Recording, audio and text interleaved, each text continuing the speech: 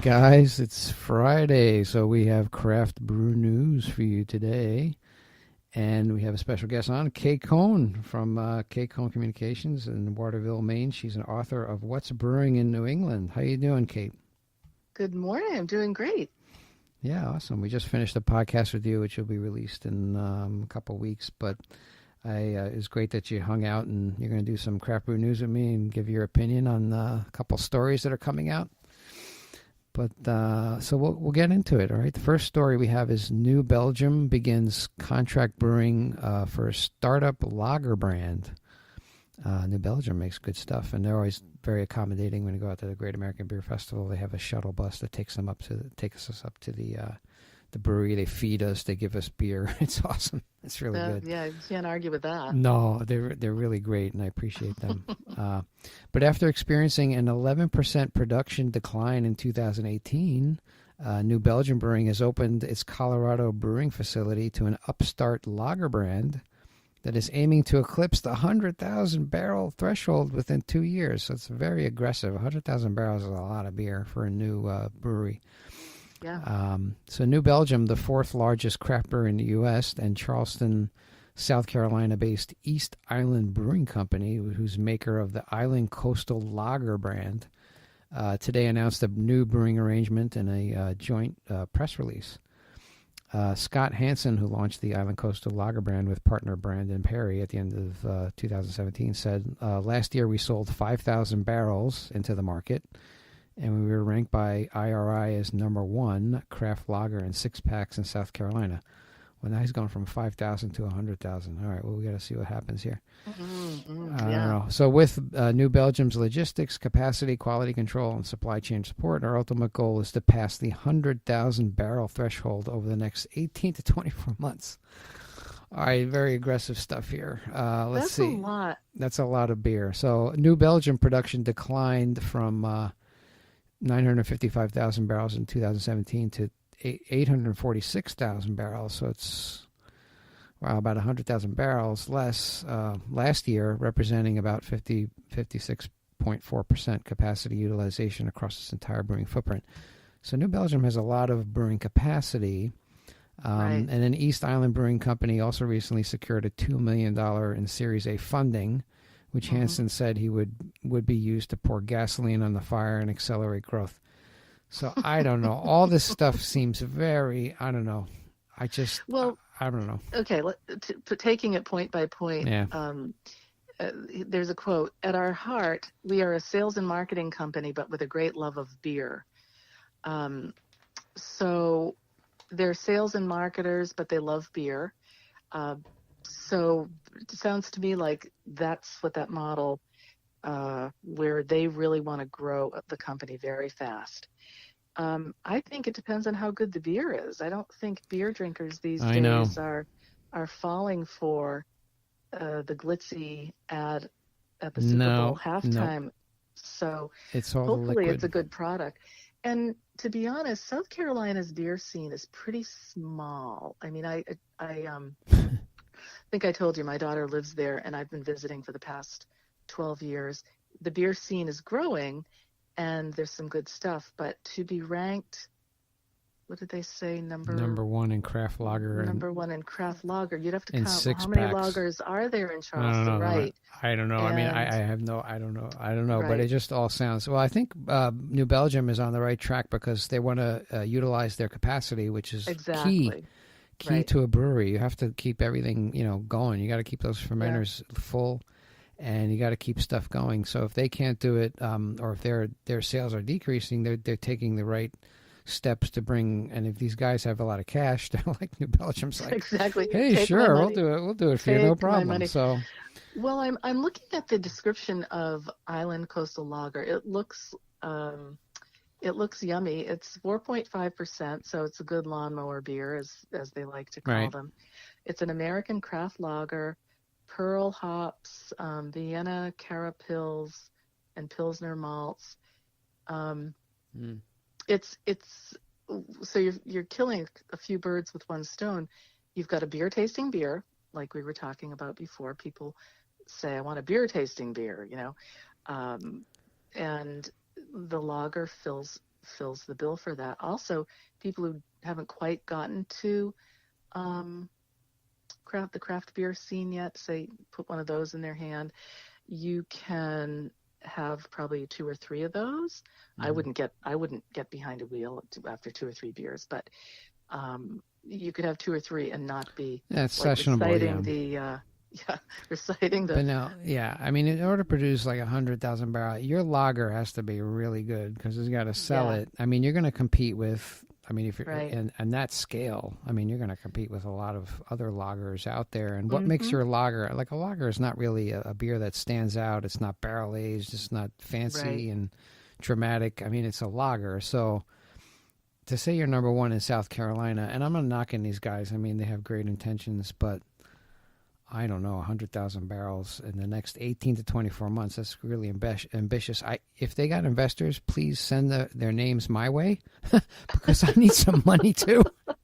If they're shelling out $2 million, man, I could use some of that too. Hey, I got a good idea too. Yeah, exactly. We're an established brewery. I have a brand already, and I've sold it, and I keep selling products. So if anybody, Michael at BeraIrishBrew.com or Michael at CraftBeerStorm.com. I'm on Instagram, Facebook, Twitter. You can find me anywhere, okay? I wonder, you know what, it just crossed my mind. I wonder if Bill Murray is one of the investors. You know the actor Bill Murray? Bill Murray, really? He lives down there. He lives in Charleston, yeah.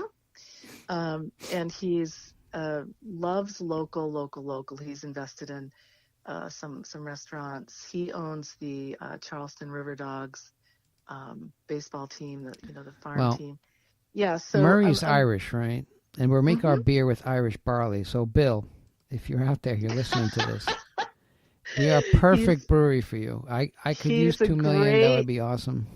He's a great supporter of local businesses. So but he's also been I'm a New Yorker too originally, and he's on Saturday Night Live, so there's the connection as well. Right. So the Irish. So you must be related. Yes, somehow. Just go that far, Michael. So that's. Have you done your 23andMe yet? No, but I'm sure. Got a Murray somewhere. All right. Anyway, next story. So that's interesting. That's interesting. We'll see what happens with it, but I think it's a good step for New Belgium. Yeah. They're on the right track, and. Well, do you think New Belgium was over expanding? They opened that. Yeah, well, they said they like to keep it concentrated. When I was there, I think it was 3 years ago. Was it 3 years ago? Then they went back again. They said, "Oh yeah, we're going to expand into the Northeast." I'm like, "All right, well now you're going." And then I think they came into New Hampshire and then they pulled out. So they expanded and now they contracted. Yeah.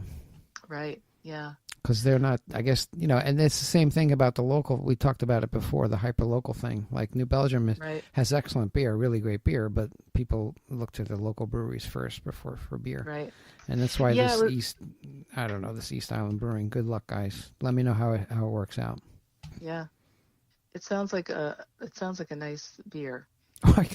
You talk about contract. I can contract brew for them. Yeah. All right, we got to go to the next story. I got to stop. Okay. So ZX Ventures, 28% of consumers don't know they can buy beer online. Nearly 1/3 of the U.S. consumers don't realize they can purchase booze online, according to Anheuser-Busch InBev's Global Growth and Innovation Division, ZX Ventures. This is one of the the shell companies that Anheuser-Busch set up, and they're doing a whole bunch of things, but Anheuser-Busch has kind of directed them on what to do. So ZX Ventures e-commerce team recently teamed with Mintel to survey 1,000 U.S. consumers about their awareness on online beer shopping preferences and purchase drivers. Among the most notable discoveries was that 28% of U.S. consumers don't realize that they can buy beer online, and those that have purchased beer online represent roughly 6% of the legal drinking age population in the United States. According to ZX, which cited a potentially outdated Business Insider article in 2014, less than 1% of food and beverage sales occur online in the U.S. So it's worth noting that Justin Robinson, co-founder online alcohol marketplace Drizzly, who spoke at the 2017 Brewbound session. All these stories are courtesy of Brewbound, by the way. Yeah. Said he believed online sales could account for as much as 15% of all alcohol transactions by 2025.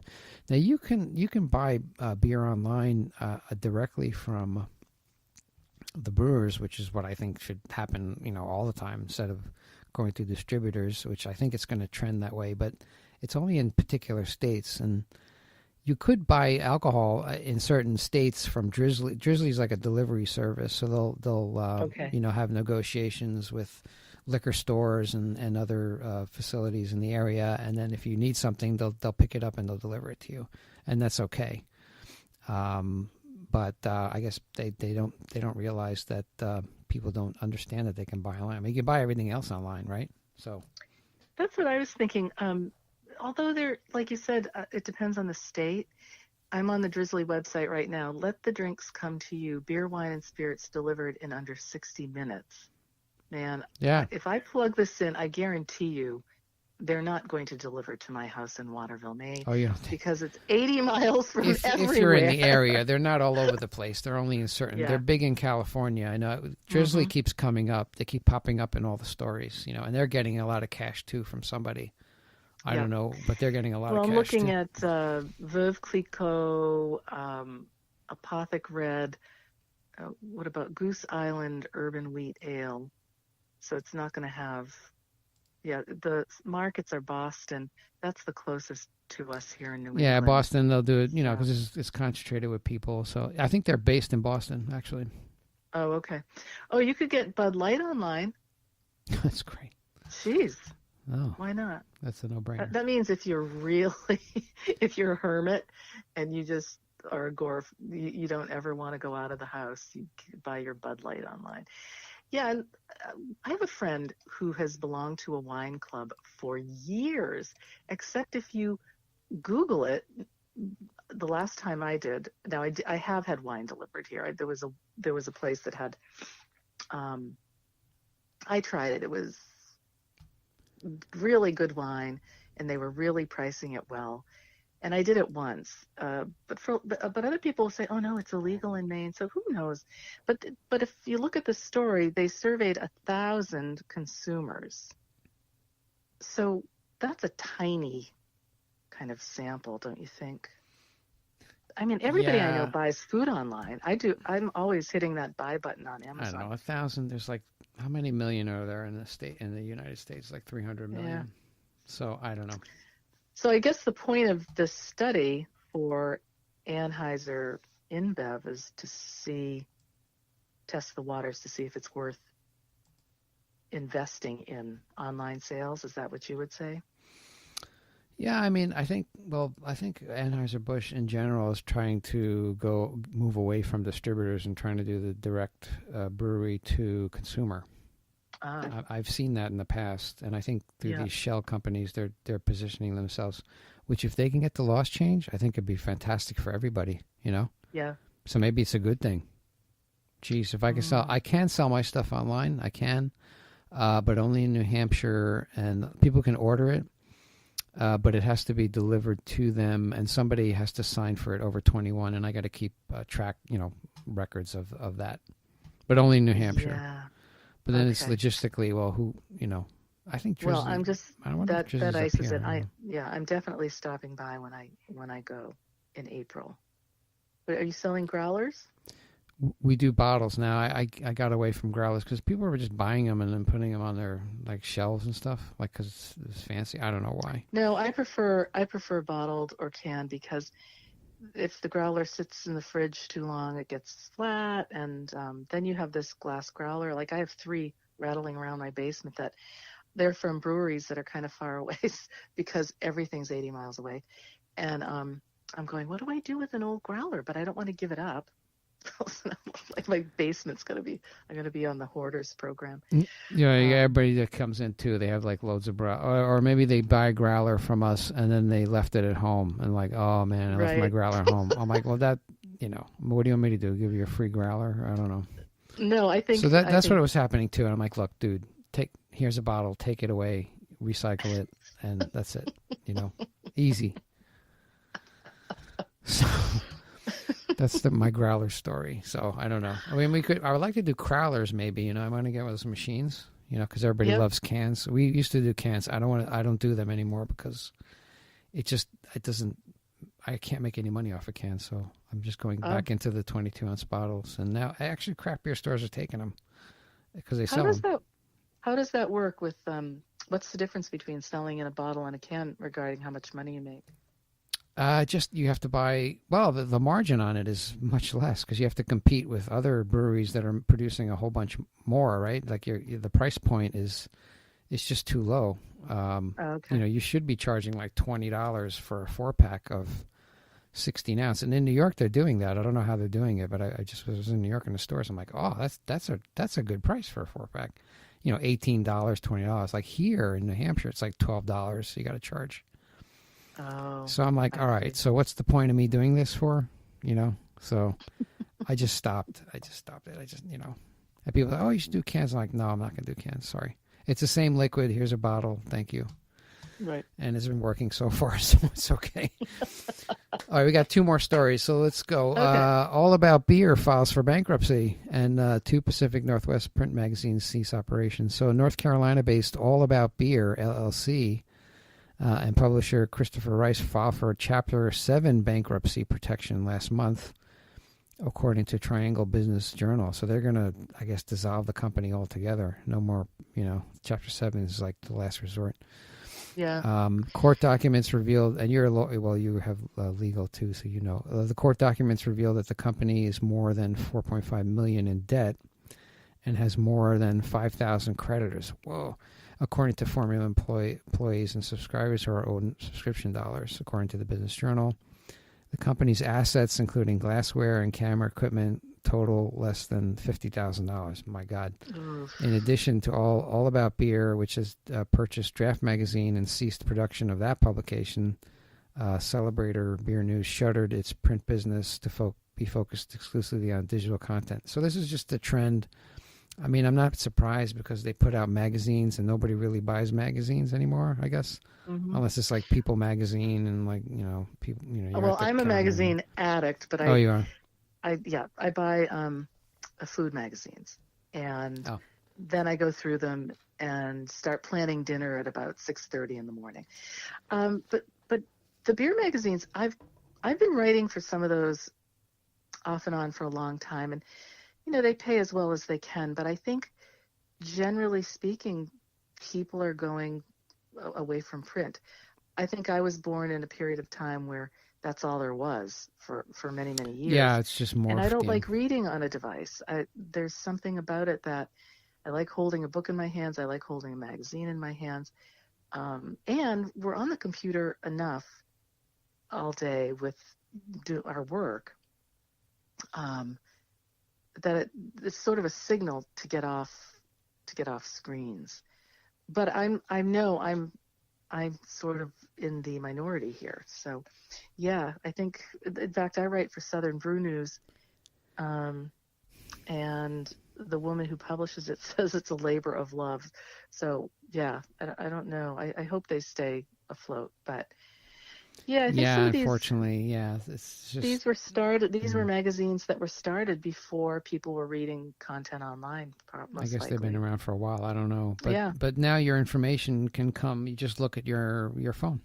You can Right, get exactly. whatever you need in any kind of genre or topic. Mm-hmm. You just Google it or whatever, Mm-hmm. and it pops up. You don't need to wait for a magazine to come every month, and you're kind of at the mercy of what information is in there. You can go out and just get the information quickly. And if you want to print it, you just print it on your printer. Now people are not even printing things anymore. I did some work for a company a couple weeks ago, and it was a Big Four firm, and they had an audit going on in Boston, and I was printing stuff out, just look, because that's the way I do things. I just print stuff out, I look at it, I check it off. They're like, why are you printing it out? I'm like, because that's the way I do it. I don't know. It's like they don't print anything out anymore. Nobody prints anything.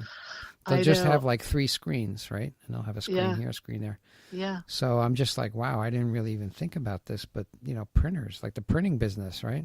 Like HP, and HP is getting is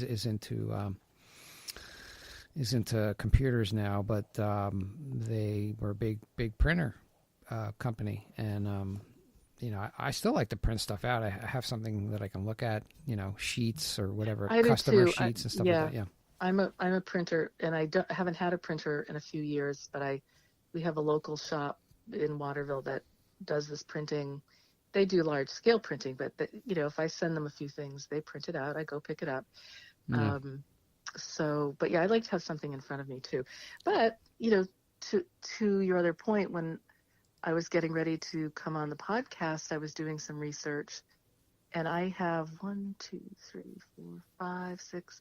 I have 8 tabs open of material that I thought we might talk about, and I can just click on it and have that information right there Instead on of my looking screen. at Yeah. I have my laptop open too, and I have everything here. I have all the notes, and I have, like your websites and stuff like that. Everything's open, so I just click on it and go to that. I mean, I have some notes that I wrote down, but I mean, most of it's online here. I'm just reading from stuff that I put online. So, and you know Plus, what's funny? Media, guess what? I'm media.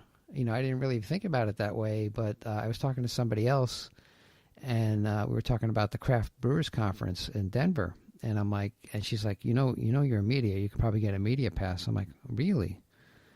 Because I have a podcast, right? Right. And so I pinged them. I sent them a request for a media pass. They gave me one. Good for you. So I'm going to the Craft Brewers Conference. It's like a $1,200 media pass. I never even thought of that. No, you should do it. I don't know if they have it anymore. I am not working. I'm officially job hunting right now. So if anybody wants to hire me, God, please. But how I can afford to do things is I ask for a press pass, and usually people are good enough to give me one. And in exchange, I write a blog post. I try to get an article in a magazine or newspaper, but barring that, I'll write a blog post and put it on all my social media. That's what it is. I have something. I'm the next magazine, and I'm very focused in content, and I have people on that people want to hear from, and if you like craft beer and you want to learn more about it, you listen to my podcast. You don't have to wait for a story. So I am media, and that's the way things are trending. Yeah, it's true. Yeah. Yep. So last story, we got to get to that. Brewdog rebrands a streaming network and lowers monthly subscription price. So Brewdog is doing all kinds of funky stuff, and they're raising all kinds of money, and these guys are awesome, actually. After shameless, No, go ahead. Finish. I was going to read the story. After shamelessly stooping to sophomoric sexual innuendos to launch a streaming video on-demand service last summer, private equity-backed punks over at the Scottish brewery Brewdog have rebranded the network to Drink TV and slashed the monthly subscription price to $2.99 by 40% to $2.99. So according to the press release, Drink TV will offer new and curated cocktail, beer, wine, and travel content that aims to do for drinking culture what the food-focused programming has done for foodies.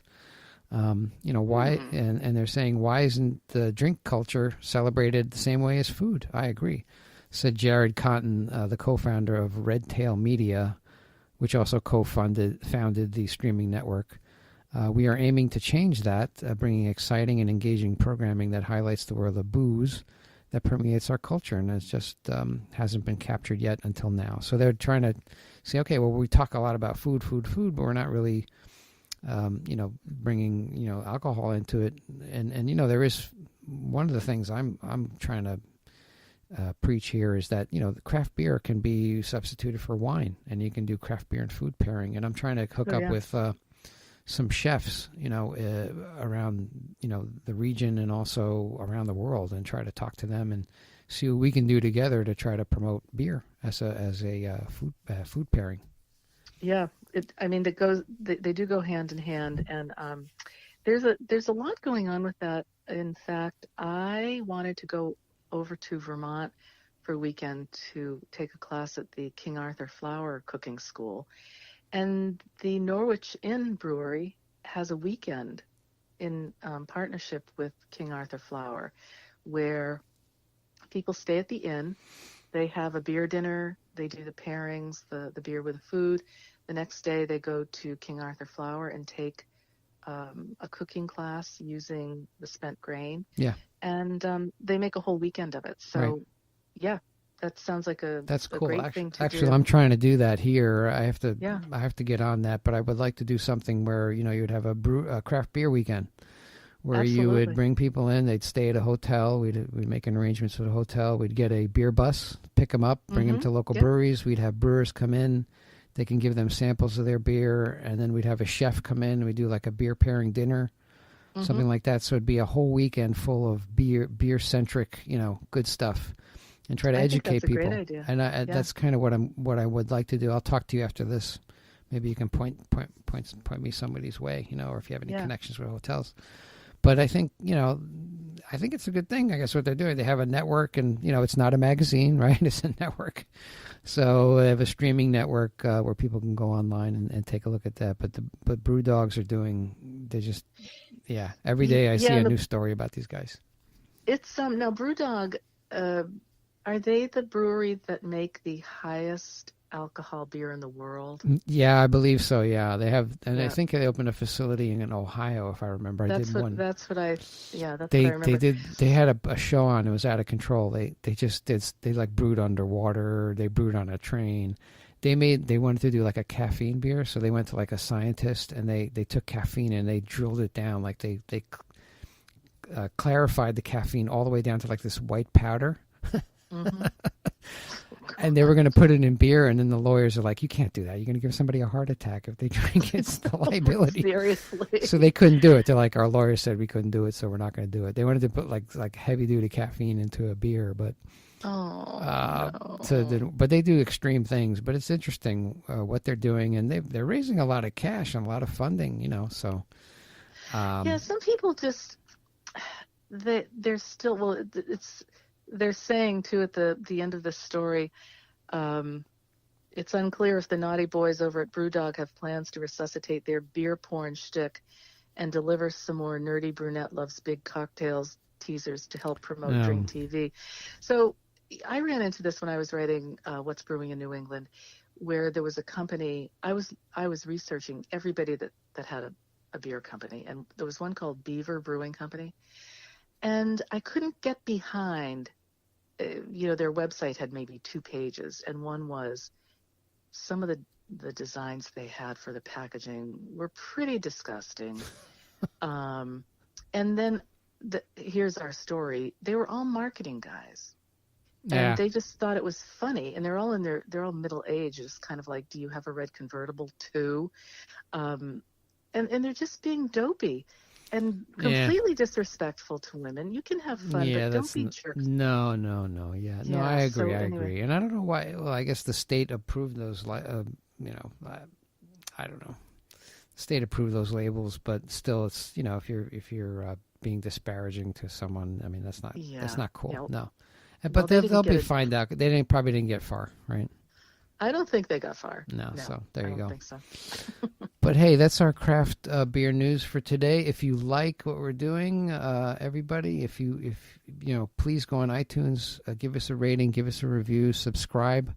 Mondays we have a brewer, mover, shaker in the craft beer industry, and then Wednesdays we do beer styles. We take a different beer style from the Great American Beer Festival listing. There's 102 of them, and then they have subcategories. So we pick one a week. And we go through it, what color, what kind of grains used, the glass to serve it in, examples. So it just educates you on other beer. And then Friday, like today, we do craft brew news. And, we had you on today, which is awesome, Kate. Thank you. You've contributed a lot, and I appreciate it. And we also did a separate podcast with Kate, so look out for that in a couple weeks. And we'll talk about her book, What's Brewing in New England. So is there anything else, Kate, that you want to, how can people find you anyway and want to connect with you? Oh God, I'm all over the place. I always use my name, Kate Cohn. So Facebook, I have a page, and I have my personal Facebook at Kate Cohn Writes is my Twitter handle. Kate Cohn _ _ I don't know. They gave me that on Instagram. If you want to see what I had for dinner last night, or what beer I'm drinking. By the way, just a quickie.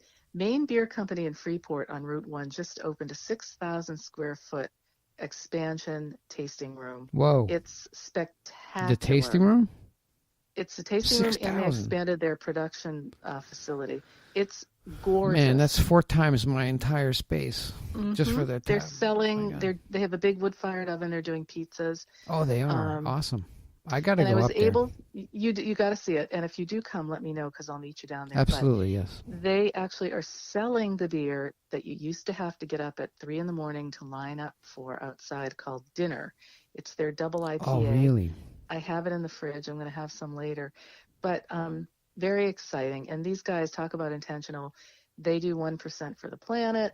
They have on their wall, they pay all their employees $18 an hour plus benefits, plus they contribute to their pensions. Whoa.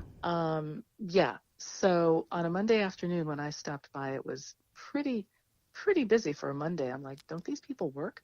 But there I was. But anyway, it's really spectacular. That's they fantastic. Just opened last Saturday. So if you're up near Maine Brewing Company, they're making excellent beer. We got to get those guys on the show. Also, if you can connect me with any brewers, that'd be awesome. I'd love to get them on. Yeah, they're tough, but they might. Oh, we had Jason on from Allagash. I mean, Oh yeah. And I had Mitch Steele right after him, and then we had the brewmaster for Guinness. So we're getting the guy. We're getting the guy. We're getting them. It's just a matter of time. We'll get him on. Yeah. But hey, Kate, I appreciate you joining me today for the Craft Brew News, and I wish you well. And everybody else out there, have a great Friday, have a great weekend, and we'll talk to you on Monday. Take care.